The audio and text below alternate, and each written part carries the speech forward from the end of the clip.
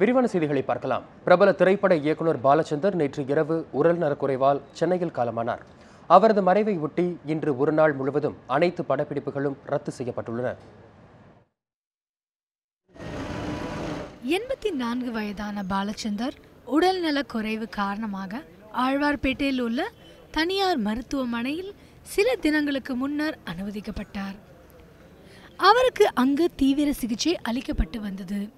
எனினும் சிகிச்சை பலனின்றி அவர் நேற்று இரவு சுமார் 7 மணி அளவில் உயிர் பிரிந்தது. இதையடுத்து பாலச்சந்தரின் உடல் அவரது இல்லத்திற்கு கொண்டு வரப்பட்டது.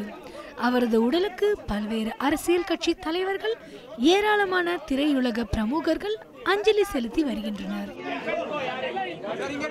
கலை உலகத்துக்கே ஒரு மிகப்பெரிய நஷ்டம். அது எனக்கு அவரு குரு மட்டும் இல்லை, என்னுடைய அப்பா மாதிரி, என்னுடைய வழிகாட்டி. என் முன்னாலேயே அவரு ஒரு மனுஷ ரூபத்தில் வாழ்ந்துட்டு இருந்த ஒரு கடவுள். என்ன ஒரு பையனை தான் பார்த்தாரு வழிய ஒரு நடிகா பார்க்கல. அவரை நான் இன்னைக்கு எழுதுனது, அவருடைய இழப்பு என்ன நானே இழந்துட்ட மாதிரி இருக்கு.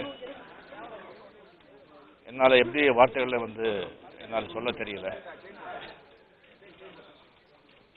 இன்னொரு கேபி சார் இந்த உலகத்தில், திரையுலகத்தில் நம்ம பார்க்க முடியாது.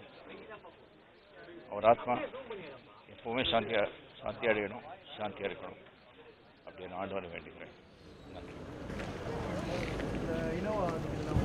பாலச்சந்திரன் உடல் நாளை அடக்கம் செய்யப்பட உள்ளது.